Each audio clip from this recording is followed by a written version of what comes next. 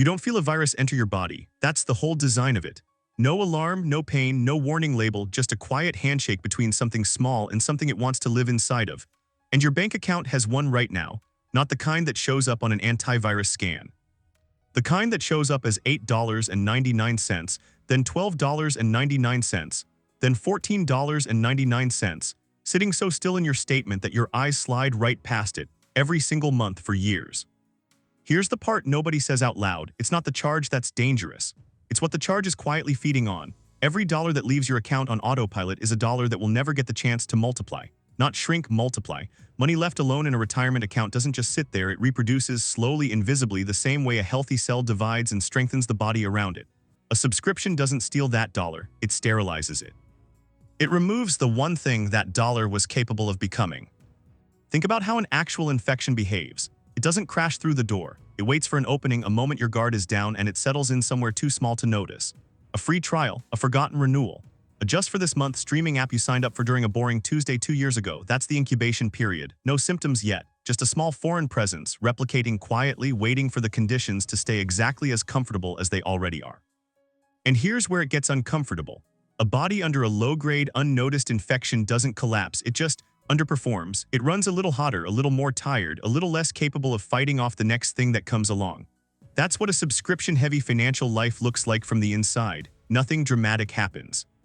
You just quietly become less able to absorb a real emergency, less able to say yes to an opportunity, less able to retire on your own terms instead of somebody else's schedule.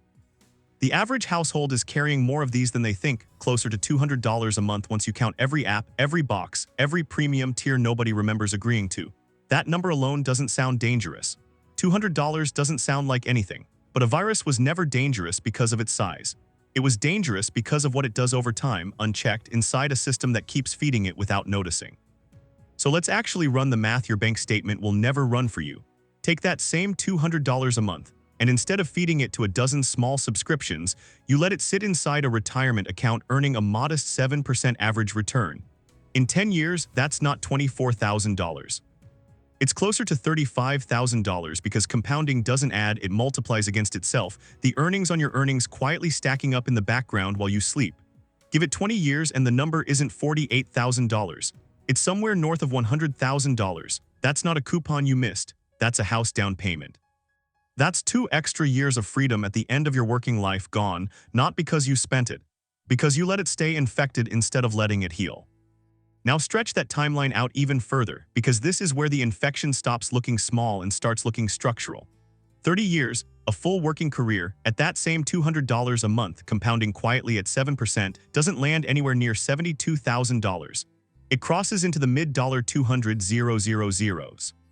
That's the difference between retiring the year you plan to and working 3, 4, 5 extra years past it, not because your job demanded it, but because a decade of $9.99 charges was allowed to live rent-free inside an account that was supposed to be growing instead.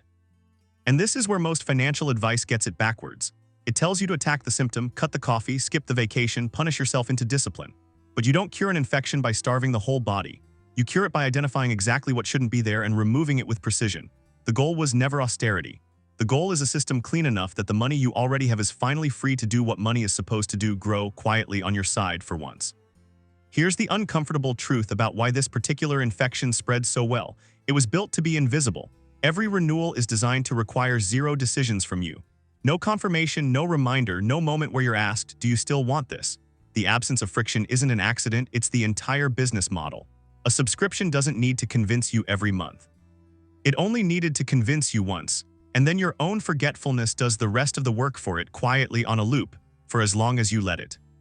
There's a name for what happens to your brain in this process, even if you've never heard it. Psychologists call it habituation, the same mechanism that lets you stop noticing the hum of a refrigerator or the weight of a watch on your wrist. Your mind is built to stop registering things that don't change. A $14.99 charge that repeats identically every month isn't just easy to forget. It's engineered, by its very repetition, to become invisible to the part of your brain responsible for noticing threats. The infection isn't hiding from you. Your own biology is quietly helping it hide. That's the part that should actually unsettle you, not the $9.99, but the fact that something is quietly counting on you never checking. A healthy financial immune system isn't paranoid. It doesn't need to cancel everything, doesn't need to live in fear of every app. It just does one thing that most people never do. It looks regularly, on purpose. The way your body's immune system doesn't fight every germ. It simply recognizes what belongs and what doesn't, and clears the second category before it can take root and spread further than it should. So here's what recognition actually looks like in practice without turning your life upside down. Once a quarter, not once a year, not never. Pull up every recurring charge on your statement in one sitting, not to judge yourself, just to look the same way you check a mole that's been there a while. Ask one honest question about each one. Is this still serving me, or did I just never get around to removing it? That's it. That's the entire treatment. No spreadsheets, no shame, no drastic diet of self-denial. What you'll usually find isn't 12 guilty pleasures. It's 2 or 3 things you agreed to once under different circumstances that quietly outlived the reason you signed up. A trial that became permanent. A plan you upgraded and forgot to downgrade. A membership tied to a version of your life that doesn't exist anymore. A gym near an old apartment. A service for a hobby you haven't touched in 2 years. A bundle you only kept because canceling felt like more effort than it was worth. Removing those isn't sacrifice. It's just closing a door that was never supposed to stay open this long. There's a second layer to this worth naming clearly, because it's the one that quietly does the most damage over a lifetime: price creep. Most subscriptions don't stay at the price you signed up for. They rise $1 or $2 at a time, every 12 to 18 months, almost always without a clear notification, almost always small enough that it doesn't register as a decision you're being asked to make. That $9.99 service from 3 years ago is often $14.99 now. Nobody asked you. Nobody needed to. The infection doesn't just survive quietly, it grows quietly too, feeding a little more each cycle from an account that never noticed the increase. And when you do finally clear even $75 or $100 a month and redirect it toward the accounts that are supposed to be growing quietly in the background, something shifts that has nothing to do with the dollar amount. You stop feeling like your finances are something that happens to you. You start feeling like the one thing that's supposed to be true about your money finally is. That it's on your side, working for your future instead of someone else's quarterly earnings report.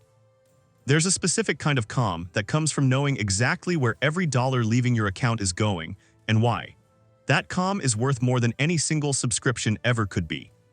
That's the real transformation here, not becoming someone who never spends on convenience again, becoming someone whose money finally has room to do what it was always capable of doing, once nothing small and invisible is quietly living off it in the background. The virus was never the enemy of your effort. It was the enemy of your compounding.